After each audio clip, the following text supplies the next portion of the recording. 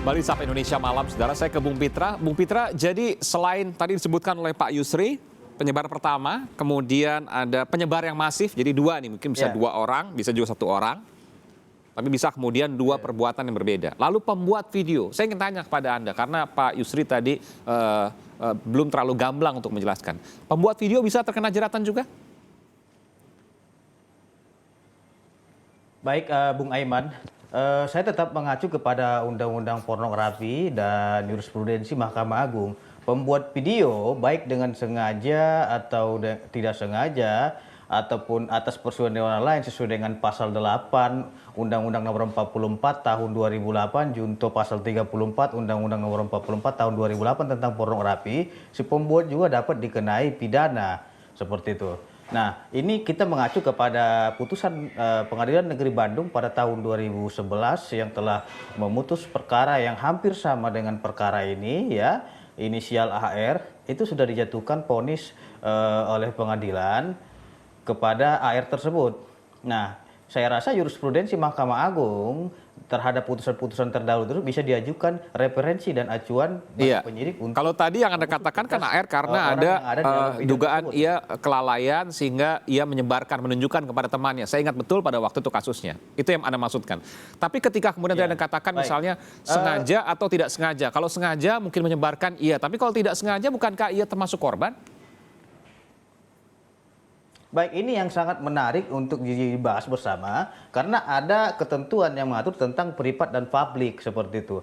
Jadi privat ini sudah semestinya yang menjadi tanggung jawab utama bagi pembuat video tersebut.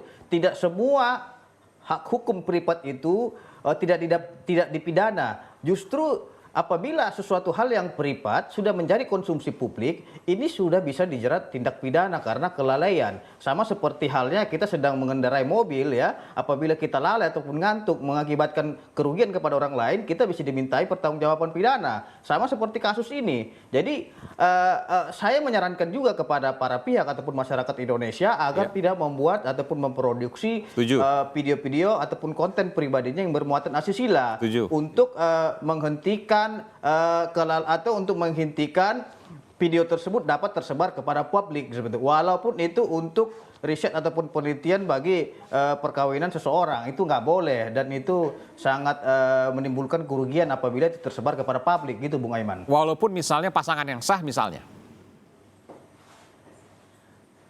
Ini yang saya bahas tadi, yang saya kaji tadi, ada hak hukum yang mengatur tentang privat dan publik. Oke. Jadi hukum privat itu sah-sah saja kita melakukan suatu perekaman untuk kepentingan pribadi. Akan tetapi yang dikhawatirkan, menyebar, timbul kelalaian.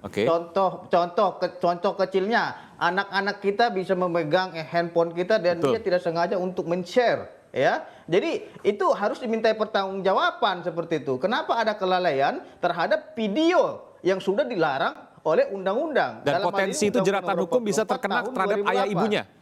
Anda mengatakan potensi itu bisa terkena jeratan ayah ibunya. Jadi misalnya katakanlah ayah ibunya, ya pasangan resmi, lalu kemudian ia merekam, lalu kemudian disebarkan oleh anak yang masih kecil misalnya, umur 5-6 tahun yang sudah bisa pegang handphone dan kemudian share dan lain sebagainya. Katakanlah misalnya kemana, status atau mungkin ke salah seorang, lalu orang tersebut misalnya menyebarkan dan sebagainya, atau mungkin ke media sosial. Maka ayah ibunya ini bisa terkena jeratan hukum.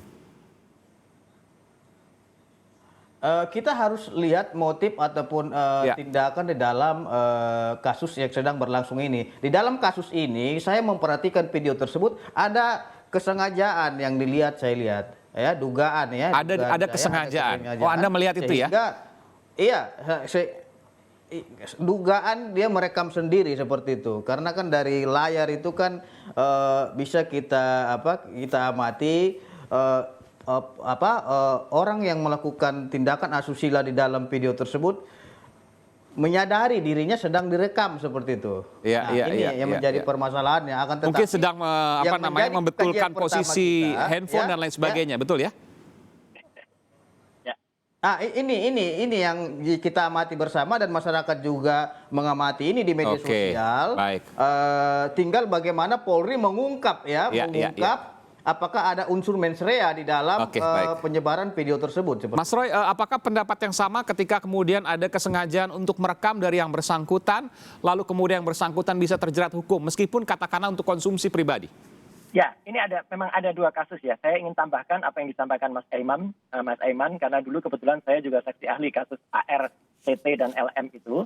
Ya, jadi waktu itu bukan sekedar menunjukkan, Mas, tapi AR itu mengcopy file dalam komunikatornya ke komputer di sanggar grup musiknya. Oke. Jadi dia membuat dapat diakses gitu, kenanya. Iya, gitu. iya. Nah, dari komputer itulah ada seorang sound engineer yang kemudian dialah yang kemudian menyebarkan.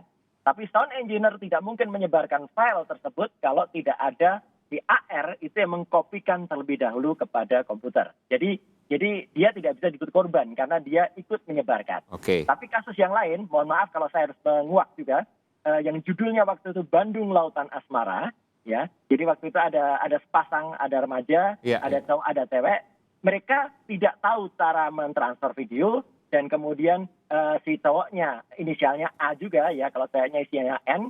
Waktu itu A minta tolong temennya dan sayangnya dia tidak hanya ke temennya, tapi dia ke rental video, rental komputer. Dari rental komputer itu kemudian tidak dihapus di dalam recycle bin-nya, dari situ pegawai rental itu yang menyebarkan. Nah, kalau yang ini, si remaja ini adalah korban, dia tidak dihukum. Ya, tetapi kalau AR harusnya TT dan juga LM juga dihukum. Oke, baik. Untuk kasus yang sekarang ini, yang mirip artis yang disebutkan GA, itu kalau seandainya misalnya didapat bahwa pembuat video tersebut, katakanlah GA yang kemudian sengaja untuk memvideokan karena tampak misalnya membetulkan posisi kamera dan lain sebagainya. Apakah bisa kemudian terjerat hukum walaupun misalnya untuk konsumsi pribadi? Tergantung bagaimana file ini bisa tersebar. Jadi makanya orang yang meretake itu yang paling penting, dapat dari mana dia file yang di-retake. Kalau ternyata file yang di-retake itu ternyata itu dia mencuri dari artis GA benar-benar bisa jadi korban.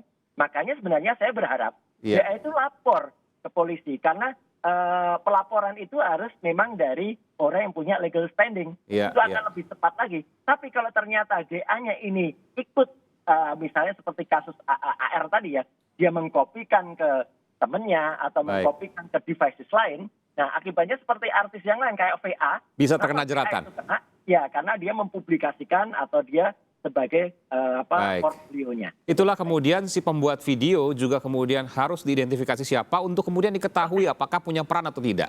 Ya, itu menjadi penting. Apakah dia korban atau pelaku? Baik, terima kasih Mas Roy Suryo, pakar telematika, dan juga Bung Pitra Romadoni Nasution, pelapor dari kasus video syur mirip artis. Terima kasih sekali lagi informasinya. Semoga ini menjadi pelajaran bagi kita semua untuk kemudian tetap beretika dan tidak pernah kemudian menunjukkan hal-hal yang meskipun sah misalnya, tapi kemudian direkam video dan berpotensi untuk menyebar.